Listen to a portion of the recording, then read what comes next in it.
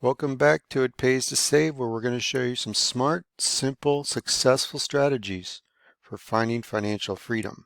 This is a 4-step program, and we are currently in step 1, paycheck to paycheck, and today we're going to talk about ways to save.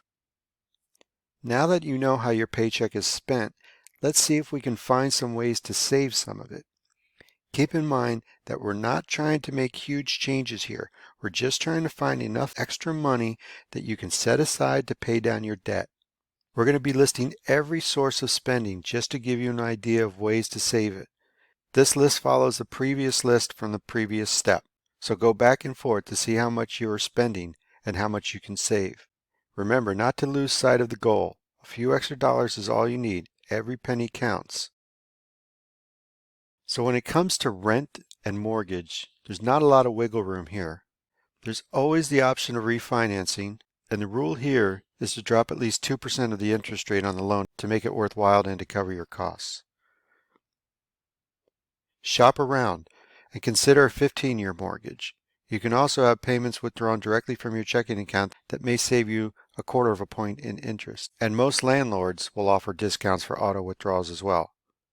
When it comes to condo fees and homeowners associations, there's not much you can do when it comes to their fees. But where there's a will, there's a way, and you can always take a more active role in the homeowners association and watch where the money is being spent and suggest ways for the association to save money, thus lowering your fees as well. Child care can be a very large expense, so shop around but never sacrifice the welfare of your children to save a few bucks. Maybe ask a family member to provide care 1 day a week until you're debt-free, and check to see if you can adjust your schedule at work to save a half a day here or there. Every dollar saved pays down your debt. When it comes to your water usage, don't keep the water running when you're brushing your teeth, and wash some dishes by hand. Wash your car and water your grass less often, and fix leaking faucets. Take shorter showers and do smaller loads of laundry less often. You can save on your gas bill by using less hot water for your showers or baths. And you can adjust your hot water heater to a lower setting. And during the winter, you can just dress a little warmer indoors. For electricity, it's pretty obvious. Just turn the lights off when you're not in the room. Watch less TV. Make sure your appliances are energy efficient, and use energy-saving light bulbs. And if you have a security company, perhaps maybe you should install your own cameras or shop around for other companies. For communication, internet's a tough one. You can shop around and get promo prices, but they're always going to flip back after the promo period has ended. And the same with cell phones. But do you really need the latest and greatest phone out there? Once we start plugging in the numbers, you'll see how much it's really costing you. If you have a home phone and you can save money by canceling it and using your cell phones, cancel it. Most of them are bundled into packages, but if it's not, I would cancel it. When it comes to cable TV, you could cut the cord and go with an antenna. That's what I do. And I stream most of my other programs. Or you can eliminate some of the premium channels. When it comes to your car, it's most likely the second biggest purchase after your home.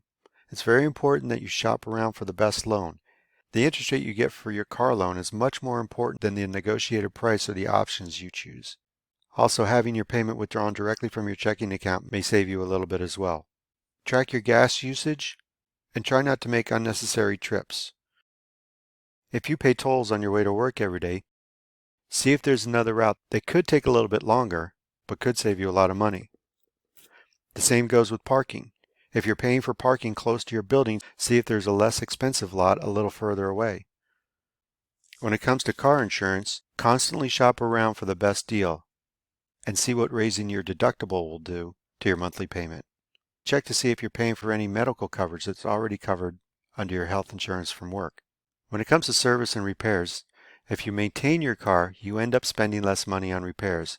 A costly repair can blindside you with a huge unexpected bill, so follow the user's manual, check the fluids, and follow scheduled service plans. And some dealers offer coupons right on their website for oil changes, brakes, and other services. For registration and tags, there's not a lot of wiggle room here, but if you have vanity plates and it's costing you an extra $25 a year, cancel them And make sure you register your vehicle on time to avoid late fees. And there's not a lot of savings when it comes to inspections if you're in one of the states that requires inspections, but you do need to plug that number in. When it comes to public transportation, the prices are really not negotiable, but if you're using public transportation over a car payment, that's a great step in the right direction. And there's not a lot of wiggle room when it comes to education.